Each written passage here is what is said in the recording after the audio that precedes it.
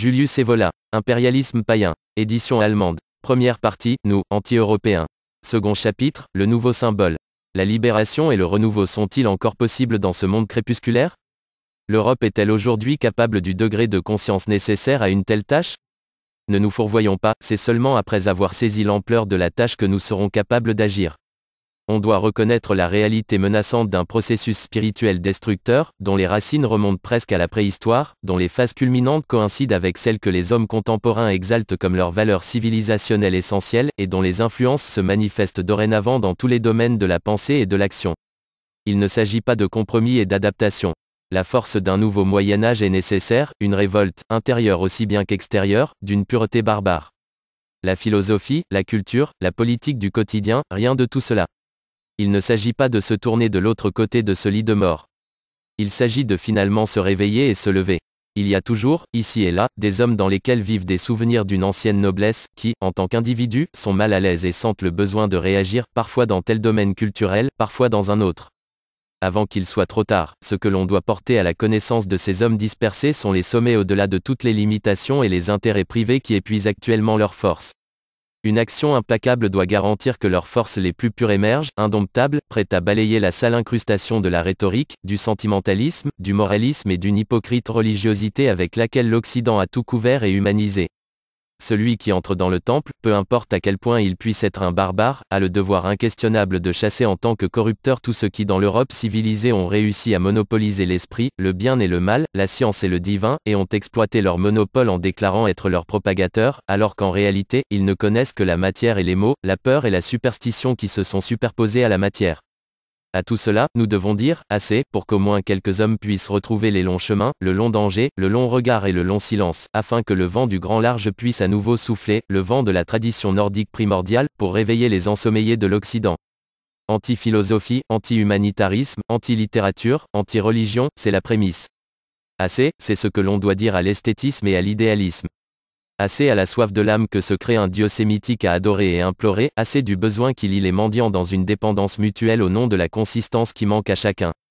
Il faut dépasser et surpasser tout cela, avec des forces pures, qui, alors, devront rejoindre une tâche qui transcende la politique, qui transcende les préjugés sociaux, qui doit ignorer le geste clameur et la résonance superficielle, et qui est telle que la force matérialiste qui vibre sur les choses et les gens ne servent plus de but.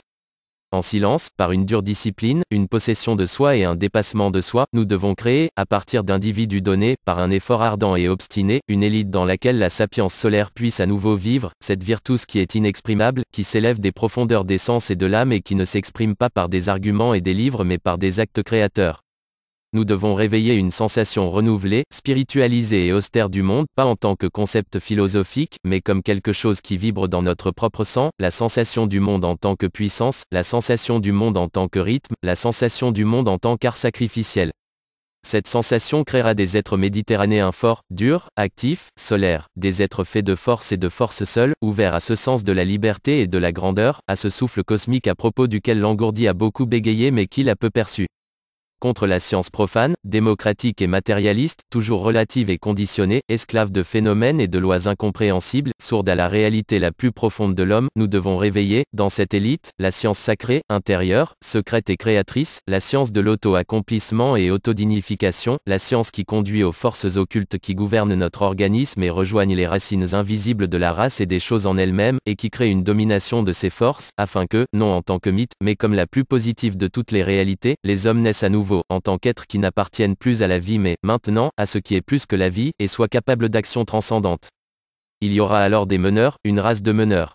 Des meneurs invisibles qui ne parlent pas et ne se montrent pas, mais dont les actes ne rencontrent pas de résistance et qui puissent tout faire. Alors, un centre existera en Occident, dans l'Occident sans centre.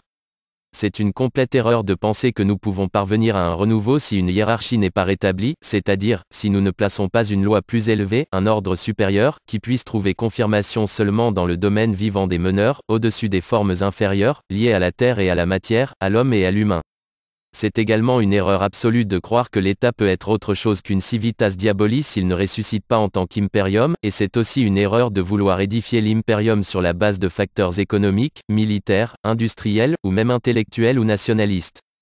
L'impérium, selon la conception primordiale enracinée dans la tradition, est quelque chose de transcendant, et il ne peut être atteint que par ceux qui ont la force de transcender les existences des petites gens et de leurs appétits, leur sentimentalisme, leur fierté nationale, leurs valeurs, et leurs dieux.